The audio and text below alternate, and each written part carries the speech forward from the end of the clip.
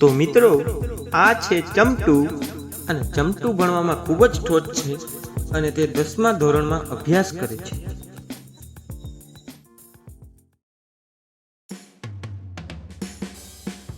તો આ છે ચમટુના પપ્પા ચમનભાઈ અને ચમનભાઈ ચમટુના અભ્યાસ પાછળ ખૂબ જ ખર્ચો કરે છે તથા સારી સ્કૂલમાં ચમટુને અભ્યાસ કરાવે છે. ચમનભાઈ ઈચ્છે છે કે ચમટુ ભણી ગણીને હોશિયાર થાય.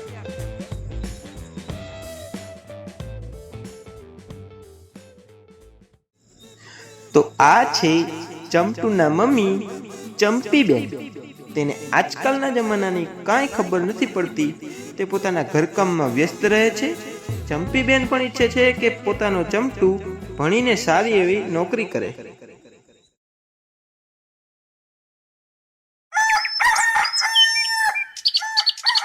Good morning Kathiawad. ચંપુ, આ ચંપુ હવાર થઈ ગઈ, ઉઠી જા. ઉઠી જા, તારે ભણવા જવાનું છે. તારો બાપ હવાર થઈ ગઈ, ઉઠી જા. ગધેડા, ઉઠી જા કે તારા બાપને બોલાવો. ઉઠી ગયો મમ્મી. હું તો શું તારા પપ્પાને બોલાવવાનું કહ્યું છે? હવે ઉઠી તો ગયો હું, પછી શું હોય? હા દીકરો, થઈ જાય મમ્મી હવે લાવો તમે ટુવાલ. મારે જવું છે નાવા. મારા મમ્મી ચાલો મારો દીકરો ટુવાલ, અને તું જા નાવા ને હું જાઉં ચા બનાવવા. હમણાં તારા પપ્પા આવતા જ હશે મારા દીકરા.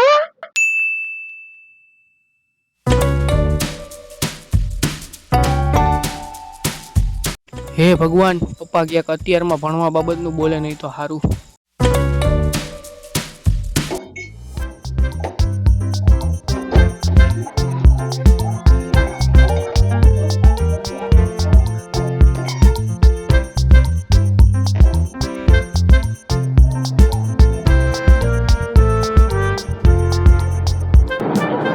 ચમટુના પપ્પા ચા પી લ્યો. ચમટુ, તારી ચા રાખો છો, આવીને પી લેજો મારા દીકરા.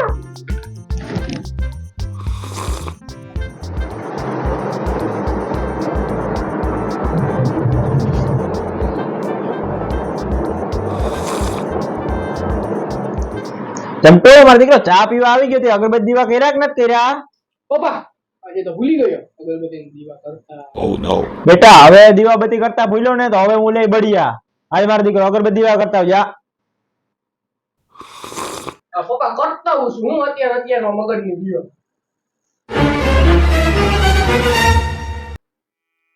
હે ભગવાન, મારી તો જિંદગી જ કેવી છે. આખો દિવસ મારા મમ્મી પપ્પા મને એમ જ કહે ભણ ભણ ભણ. ભગવાન, તમને તો ખબર છે હું ગમે એટલું વાંચું પણ મને યાદ જ નથી રહેતું. મને કોઈ દી એમ તો કીધું જ નહીં મારા મમ્મી પપ્પાએ જ્યારે દોસ્તાર હોય ઘડી ઘડી રમતો આવી ગયા, એની ઘરે જતો આવી ગયા, ટીવી જોઈ લે. મને એવું તો કોઈ દી કીધું જ નહીં. આખો દિવસ ભણ ભણ ભણ ભણ ભણ. અને મને તો હવે એવું લાગે ઓનો માનસિક ત્રાસ થયો તો મારે એક દી હવે તમારી પાસે આવી જવું જોઈએ. ભગવાન, આ બાઉજી ભાઈ લાગુ. હા મારા દીકરા. હા એ મારા બેટા ઓલા બસિયાના છોકરા ને એ ગયા વખતે ગણિતમાં 100 માંથી 98% આવ્યા. તો તું 100 માંથી 101% લેતાય.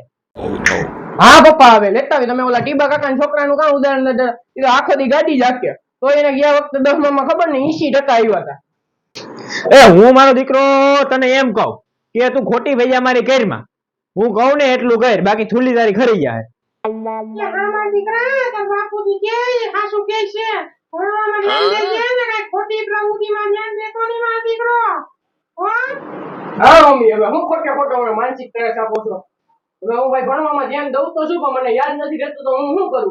આજ રાતે મેં કેટલી ઘડી વાંચ્યું. આજ પાછું મારે પેપર છે. હવે આજ પેપરમાં શું લખ્યું મને કાંઈ યાદ જ નથી. એક તો ગજનું પપ્પા અને મમ્મી કઈ મારી વાત માને નહીં ને આખો દી ભણ ભણ એમ જ કીધા રાખે ને ખોટે ખોટો માનસિક ત્રાસ આપે છે.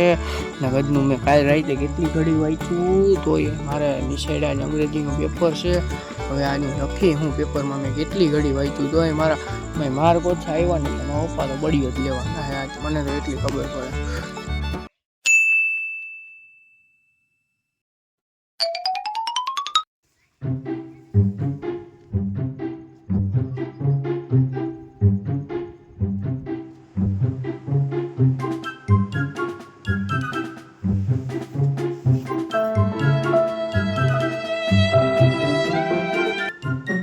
પપ્પા આજ મારે હતું નિશાળ અંગ્રેજીનું પેપર ને WhatsApp માં જો તો મેસેજ આવ્યો કે નહીં નિશાળના ગ્રુપમાં મારે કેટલા માર્ક આવ્યા?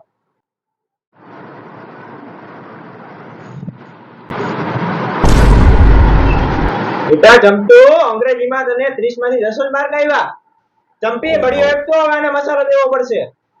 ચંપુના પપ્પા બળિયો તો જડ્યો નહીં, એટલે ધોકો ઠોકાઈ નાખો અને તો બહાર ફેલીને થયો.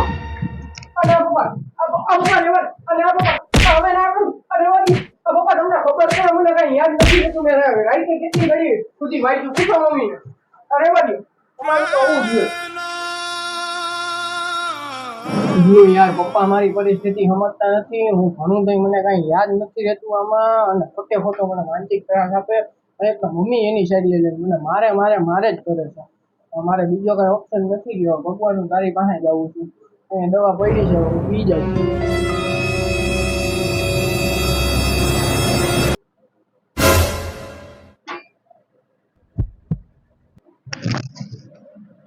Two hours later. ચંપુના પપ્પા, આ તમને કહું કે ચંપુ 2 કલાકથી રોમી હતો, પેક થઈ ગયો છે. એને ઉઠાડો, એને બોલાવો. એ દરવાજે ખોલતો નથી. ચંપુના પપ્પા હાલો જલ્દી હાલો. હાલો. એ બેટા ચમટુ ખોલ, હવે તને નહીં મારું. બેટા ચમટુ ખોલ, હવે નહીં મારું તને. ખોલ માર દીકરા, દરવાજો ખોલ. ચંપુ, ચંપુના પપ્પા, આપણો ચંપુ દરવાજો ખોલતો નથી. તમે દરવાજો તોડી નાખો હવે.